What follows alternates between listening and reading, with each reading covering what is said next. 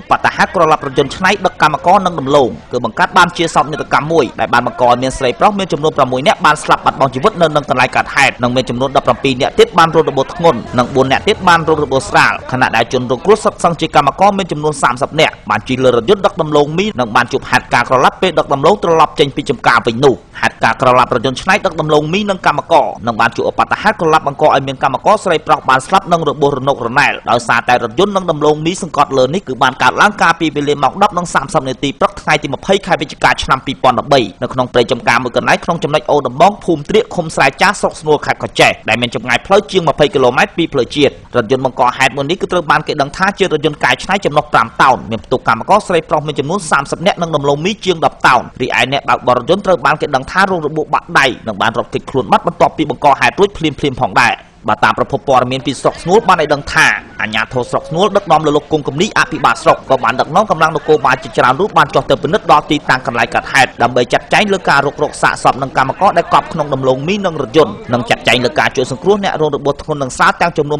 27នាក់ដើម្បីមកសង្គ្រោះបន្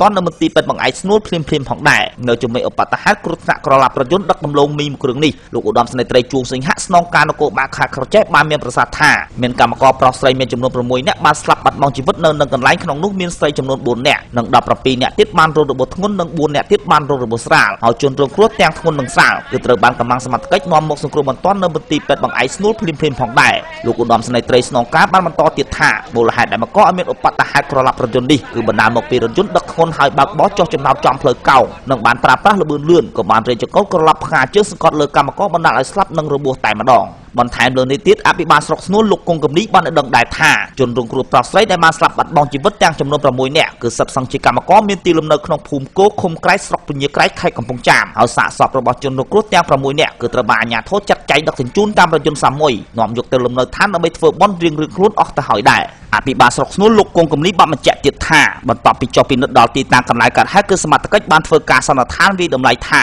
មូលហេតុដែលបង្កមានឧបតហេតុនេះគឺបណ្ដាលមកពីការបើកបរខណៈដែលរថយន្តមួយគ្រឿងនេះមានផ្ទុកដំឡូងមីមានចំនួនជាង10តោននិងផ្ទុកកម្មករប្រុសស្រីមានចំនួន30នាក់បានបើកបរក្នុងល្បឿនលឿនលើផ្លូវចុះចំណោទស្របពេលដែលផ្លូវកោងខ្លាំងក៏បានរេចង្កូតក្រឡាប់បណ្ដាលឲ្យកម្មករប្រុសស្រីមានចំនួន6នាក់បានស្លាប់ដោយសារតែរថយន្តនិងដំឡូងមីសង្កត់លើនិង21នាក់ទៀតត្រូវផ្លោងខ្ទាតចេញពីរថយន្តបណ្ដាលឲ្យរងរបួសធ្ងន់និងស្រាលរីឯកម្មករ2នាក់ទៀតដែលគេដឹងថាបានបាត់ខ្លួនដោយគេសន្និដ្ឋានថាជនរងគ្រោះទាំង2នាក់ជាអ្នករួចផុតពីគ្រោះថ្នាក់និងបានរត់មកក្រៅដើម្បីយកហេតុការណ៍នេះប្រាប់សមត្ថកិច្ចផងដែរ